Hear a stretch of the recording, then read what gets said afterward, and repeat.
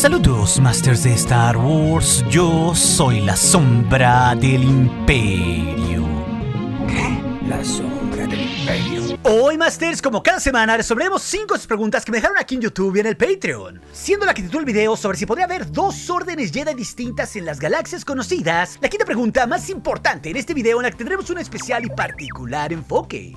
Así que si tú dejaste comentario aquí en YouTube o en Patreon y no está en este video, recuerda que siempre recibirás una respuesta personal mía a una pregunta si tienes un rango sí de los 4 que tengo en Patreon o aquí en YouTube como un miembro del canal, sino que también recibirás emojis personalizados o aparecerás en los créditos o leeremos tus comentarios en vivo en el show de la sombra o podrás entrar en nuestros directos exclusivos para miembros o ver el archivo de estos directos. Y de paso también nos apoyarás a concretar todos los números del Comic Fan Story de la Sombra del Imperio en esta comunidad, Masters, del cual este tema ya hicimos una actualización detallada en el especial del millón como vemos en pantalla, la cual esta novela gráfica ligada a Vader de 5 números se publicará gratuitamente en este canal cuando esté terminada. El enlace como siempre estará en la descripción del video. Es así que nuestra primera pregunta, el Master Ultra Power nos cuestiona: ¿podría hacerse canon el crucero Eclipse en el Filoniverse? Y ojo, Masters, el Super Star Destroyer Eclipse, el crucero personal de Palpatine, es canon. Esa era su nave gigante en Legends y fue reintroducida en el canon en el final de novelas de Aftermath en el fin del Imperio, porque esa nave pues es la que recibe a los ciertos elegidos de Palpatine que se refugiaron en las regiones desconocidas, esto pues para refundar el Imperio en otra cosa. Y entre quienes vieron esa nave en esa novela, esto en un tiempo un año después del regreso del Jedi, era pues la gran almirante Rey Sloane, Brendol Hawks y su hijo Armitage Hawks cuando llegaron a ese espacio desconocido.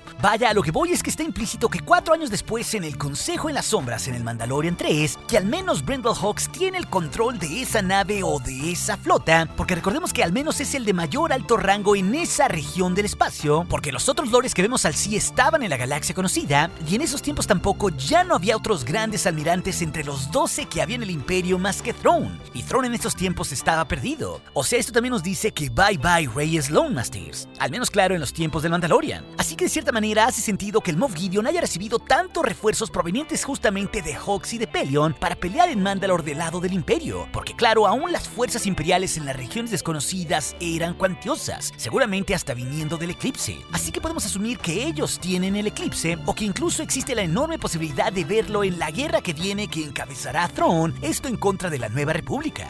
Long live the Empire.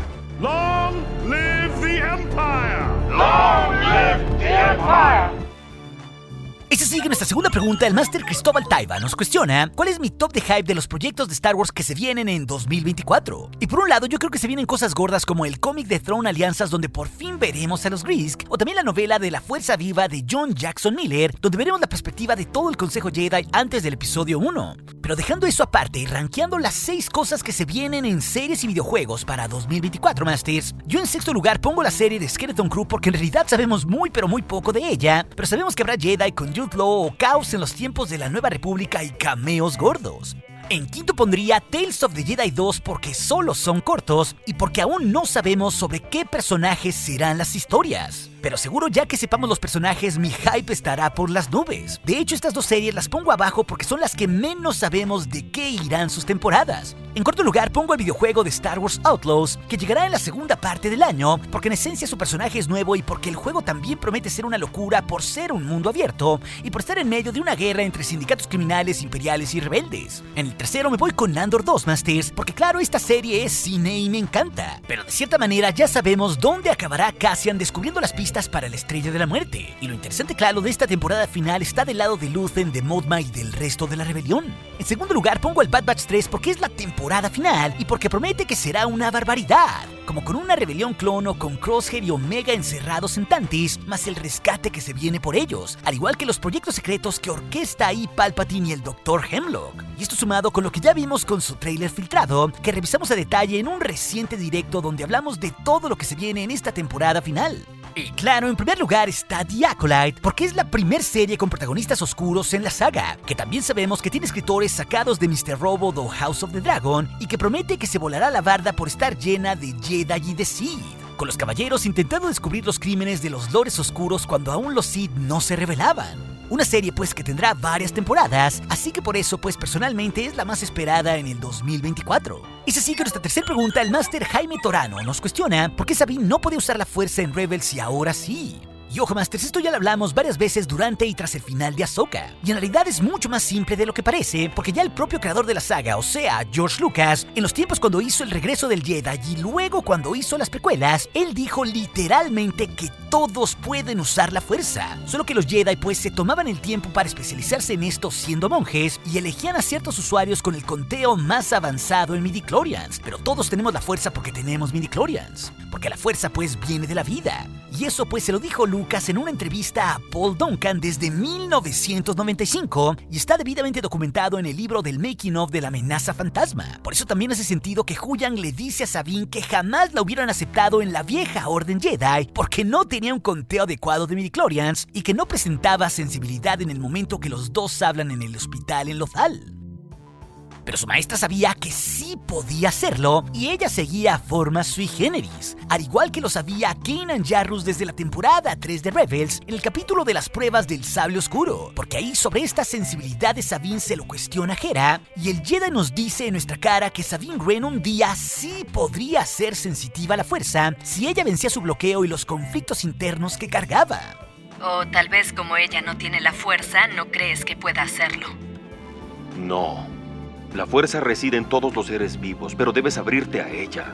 Sabine está bloqueada, su mente está en conflicto. Así que el arco de Sabine planteado desde la temporada 3 de Rebels por Dave Filoni era sumamente interesante y provocaba que ella fuera sensitiva a la fuerza. Porque ella siempre se mostró como un personaje no sensitivo en Rebels, pero ahí se planteó ese día que un día sí podría hacerlo si superaba sus conflictos. Como vimos en Rebels que superó su entrenamiento primero con el sable oscuro y luego ya casi 10 años después en la serie de Ahsoka, gracias a su maestra y al hecho de encontrar a Ezra podría superar sus ataduras, resolviendo su conflicto para convertirse así casi en la única Jedi Mandalorian que hay en los tiempos presentes. Y si sigue nuestra cuarta pregunta, el Master Enduring nos cuestiona, ¿veremos a los dioses de Mortis y a Abeloth en la película del primer Jedi? Y esa es una pregunta sumamente interesante, Masters, porque sabemos que la película del primer Jedi que se confirmó en la Celebration 2023 de Londres, que escribirá y dirigirá James Mangold y que será un génesis de la fuerza 25,000 años antes de la Guerra Civil y hasta definida como bíblica en palabras del propio Mangold, esta pues venía trabajándose en Lucasfilm mucho antes de que llegara James Mangold. Esto pues porque el guionista David Goyer, guionista de Batman Begins, había hecho años atrás en la época de las secuelas un tratamiento de una película sobre el origen de los Jedi, justo pues en la misma época de la de Mangold 25,000 años antes de la Guerra Civil. Y eso lo declaró recientemente David Goyer, así que no es casualidad, Master, sino que Lucasfilm lleva tiempo en esto. ¿Coincidencia? ¡No lo creo! El punto pues es que ahora estamos en otra era de contenido más de la mano de Dave Filoni creativamente hablando, que está involucrado en distintos proyectos como vicepresidente creativo de Lucasfilm. Y él da su visto bueno en el lore en muchas de las cosas como en lo animado o en lo live action, y esto claro incluye películas como la que él mismo hará en la Nueva República, o también con la de Rey Skywalker donde se sabe que estuvo entre el cuarto de guionistas. Y puede haber aquí en realidad un plan mucho más gordo hasta uniendo la serie de Ahsoka y su película, justo con esas deidades de Mortis que ya vimos como estatuas, y eso que busca Baylan Skoll liberar con un inmenso poder ligado a la fuerza. Este hecho, Masters, podría juntar distintas eras como lo es la película del primer Jedi de Mangold. Vaya, lo que voy es que en las 3 nuevas pelis de Star Wars ya confirmadas, estas pueden no ser una trilogía, pero sí pueden estar interconectadas por un fino hilo en una trama cósmica de la fuerza que sea milenaria, como bien pueden ser lo que significan para el balance el lado oscuro y la luz, justo el padre, el hijo y la hija de Mortis. En este sentido, aquí también podría canonizarse la historia de Legends de Abeloth de la madre, que con estas deidades originalmente era su sirviente en Legends y luego se convirtió en su madre adoptiva, terminando por bañarse en las aguas prohibidas y volviéndose así una aberración. Así que un hecho así, Masters, podría darle mucha mayor cohesión a la saga, hasta uniéndola de mucha mejor forma con Clone Wars o la serie de Ahsoka, y creo que haría perfecto sentido como un génesis de Star Wars y de la Orden Jedi ver justo esto en la película de Mangold, habiendo una conexión obvia con la serie de Ahsoka. Porque claro, si vamos al origen de todo, conceptualizar los dos lados de la fuerza y el balance, esto sería clave, teniendo sobre todo ahí a las deidades de Mortis como inclusive también en el episodio 9 original Duel of the Fates de Colin Trevorrow, la batalla final de Kylo Ren y Rey iba a ser por el balance justamente en Mortis. Así que esta idea sobre Mortis siempre ha jugado. Y por último, hay que recordar que el símbolo oficial de Lucasfilm de la era del despertar de los Jedi, donde estará esa peli ubicada del primer Jedi, es ese primer individuo en completo balance. Sí, justo ese Yin Yang que vimos en Acto en el primer templo Jedi debajo de Luke. Así que esto puede implicar las fases de Mortis y sus deidades, y entender en esa película mediante estas deidades y ciertos usuarios cómo se dio ese conflicto eterno entre la luz y la oscuridad. Así que en este sentido, Masters, los dioses de Mortis serían perfectos para verlos en esa película de Mangold. Es así que nuestra pregunta final que titula el video, el Master Shinrai nos cuestiona: ¿podría haber dos órdenes Jedi distintas en las galaxias conocidas? Y debo decir, Masters, que esa pregunta me voló la cabeza. Y creo sinceramente, Masters, que aquí para contestar esta pregunta tenemos que dividir a los Jedi en dos eras. Primero pues la antigüedad remota o el origen de los Jedi, y luego los tiempos post-Orden 66 donde viven Ahsoka y Luke Skywalker. Porque justo pues gracias a la serie de Ahsoka sabemos que había dos galaxias distintas entre muchas otras y que había conexiones entre ellas, y que sobre todo hubo migraciones de razas antiguas milenios antes entre estas galaxias. Gente o especies como los Zepho por las inscripciones que hay en los templos de Admiri, a la cual también Morgan Elsbeth hace referencia como una raza antigua. Y claro, también con esto me refiero a las propias de Admiri, que venían originalmente de Peridia, y sabemos que estas dos especies pues usaban partes distintas de la fuerza. Y ojo, también no hay que olvidarnos aquí de esas estatuas gigantes ligadas a las deidades de Mortis que los Jedi de la antigüedad conocían. Esto pues porque estas deidades estaban talladas en los templos Jedi como el de Lothal, esto pues en la entrada del mundo entre mundos, o también por los textos antiguos de los Jedi, unos que tenía Luke Skywalker donde ahí venían retratadas las fases de Mortis y también el teorema del maestro Jedi Thorpe explicándolas. Así que por lo menos hay cierta evidencia de que incluso los miembros originales de los Jedi pudieron haber venido de esa otra galaxia para después fundar una nueva orden Jedi en mundos tan distintos que fueron el origen de los Jedi en la galaxia conocida, como sabemos que fueron Acto o Titan, mundos que ya vimos en el live action, o después en mundos donde hubo templos Jedi como Ossus o Coruscant. Y técnicamente, Master, sí hubo dos órdenes Jedi al mismo tiempo, aunque pasó en la galaxia conocida, porque es canon ese cisma Jedi que vivió la Orden Jedi antigua, que dividió en dos facciones a la Orden Jedi luminosa y a los Jedi oscuros. Esos pues que en Legends más tarde se mezclarían con los Sith pura sangre. Así que en un cierto tiempo sí hubo dos órdenes, aunque sabemos que cambiarían de nombre, para así llamarse después como los Sith. Y ojo, si nos vamos más a fondo en el canon, técnicamente sí existieron en la galaxia conocida dos órdenes Jedi al mismo tiempo, esto pues en unos tiempos 20.000 años antes de la Guerra Civil, cuando existía la Orden Jedi original y el Ordu Aspectu.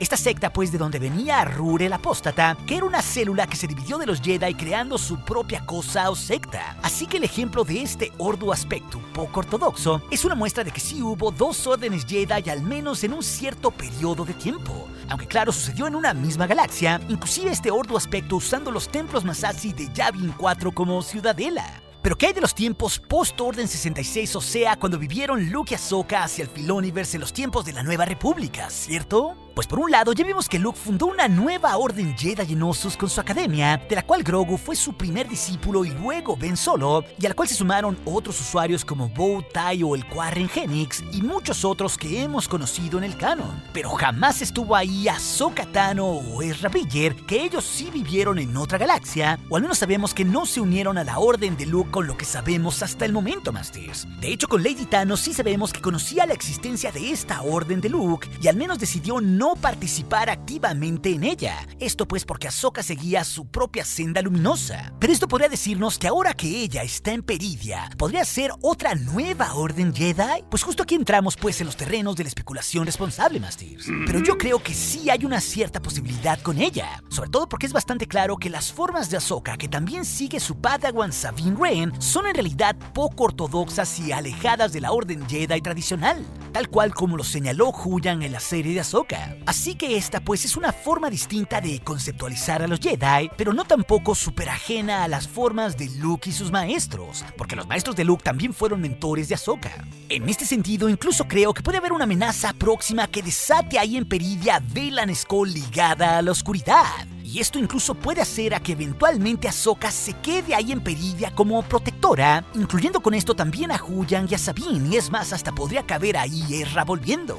Y que incluso ellos creen ahí en Peridea otra orden Jedi, aunque sea pequeña, y que por alguna razón, por un conflicto cósmico, no puedan volver a la galaxia, y que esto se plantee o que se vea al final del conflicto climático que veremos en Ahsoka 2 o en la peli de Filoni, Masters. Y esto personalmente no lo veo para nada descabellado, Masters, porque eventualmente Dave Filoni debe explicar sí o sí qué pasó con Ahsoka y con el resto hacia los tiempos de las secuelas. Y no creo que se vaya por la fácil de que los mate a todos y ya. Así que una buena razón narrativa, sin que se los cargue, podría ser que todos estos usuarios luminosos o Jedi estuvieran en la otra galaxia protegiéndola de una amenaza mucho mayor. Una que bien puede ser la propia Avelot o hasta invasores de otra galaxia. Y en este sentido, técnicamente podría caber que ellos fueran una nueva orden Jedi, aislada totalmente a la que sabemos que creó Luke Skywalker y que acabó mal.